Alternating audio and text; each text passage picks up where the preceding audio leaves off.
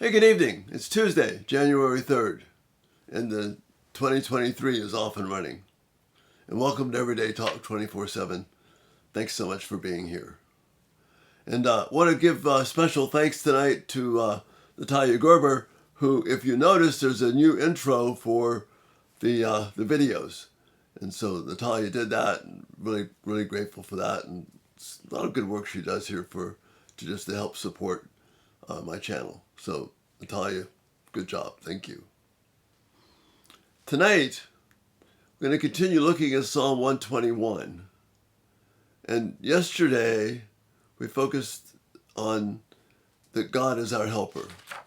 Our help doesn't come from the hills, doesn't come from any place but God.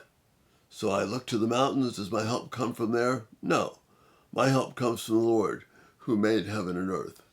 And now we're going to move this into a more personal arena, the arena of building trust. Now, you might know the psalm and you say, Jay, I'm not sure I see trust in here, but it's here. Listen, verses 3 and 4. He will not let you stumble. The one who watches over you will not slumber. Indeed, he who watches over Israel never slumbers or sleeps. What's on display here? What's on the line? God's faithfulness is. The basis of all trust is God's faithfulness. See, these are some pretty amazing promises here. He will not let you stumble. The one who watches over you will not slumber. If we're trying to evaluate God by the good things that we think are happening to us, or will good things happen to me, then I'm going to be disappointed. But then I have this promise, this statement here. What does he mean? He won't let you stumble. He's always going to watch over you because he never sleeps. But what about those moments in our lives when really bad, horrible things happen? Unexpected things. God is in control of that too. What this means is that God's faithfulness is my touchstone, my foundation, my cornerstone, my bottom line. Not my evaluation of my circumstances. Again, just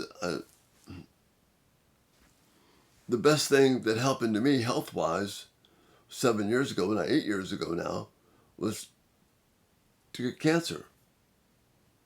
Fortunately, it wasn't, it was something that could be managed. The lower base of the tongue and lymph node here. And the treatment was able to, remove the cancer. So I've been cancer-free for 8 years. There's no promise that it won't come back. Could happen. But God's faithfulness is there. That getting cancer wound up being something for me that I got more healthy, gave me a different perspective, gave me time. It was a valuable thing for me. But at the time, it didn't seem like it was that way. But God was being faithful. That's my point here. He who watches over you will not slumber. If you take it from the moment when you get the cancer diagnosis, you go, whoa. But then if you have the ability to look at it for what God is doing and being faithful, I can see that. God is being faithful. He's also being faithful when things don't turn out well, from our perspective. But God is going to be faithful. So what that means then is that God's faithfulness, his covenant promises, his unfailing love, this forms the basis of all trust. Because trust is implied here. The one who watches over you will not slumber. I could either despise that or I could trust it. But I can't evaluate it by circumstances. I evaluate it by God's promises. flip that around, if I look for people to be the basis of my trust and the performance of people, then I'm going to be disappointed. I'm going to drift into cynicism. Because unlike God, people are not trustworthy. I'm sure you don't need me to tell you that. But that's an important distinction to make. If we look to other people and their commitment to us rather than to God, then it doesn't work. Because no one can be consistently faithful. No one is going to be consistently trustworthy. God is the only one who will be consistent. His covenant promises, his unfailing love. That's what we can bank on. So trust then begins not looking to people, but looking to God. Trust starts with believing that God is trustworthy. That removes me from having to make people trustworthy. Because when I make people trustworthy, it doesn't work. Because they will fail. I will fail you.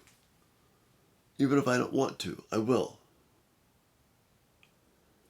He will not let you stumble. The one who watches over you will not even sleep. This means I must not put more confidence in people and circumstances than I do in God. I can't trust individuals to do what only God can do. And so much of broken relationships and bitterness and upset and cynicism comes because I'm trusting people to do something only God can do. And we're going to talk more tomorrow about this personal dynamic of how and when can I trust people. But I can't start with making people the center of my trust. I don't care if it's your husband, your wife, your son, your daughter, your parent, a good friend, your pastor, the government. It doesn't matter. People cannot form the basis of your trust. Only God can do that. Then once that happens, now I can begin to understand how can I best trust other people.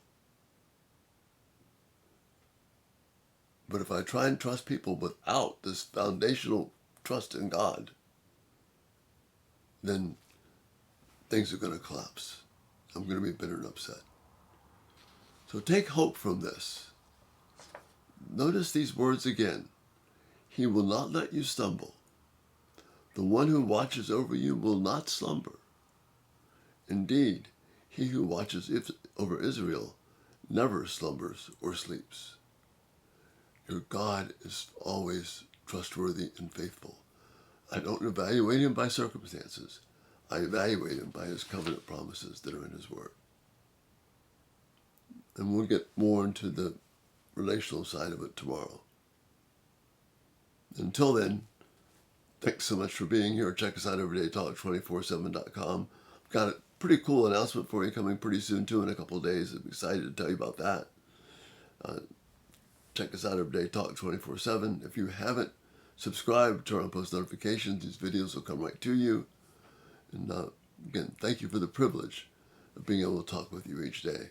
And Lord willing, we'll see you tomorrow. You have a great evening. Bye-bye.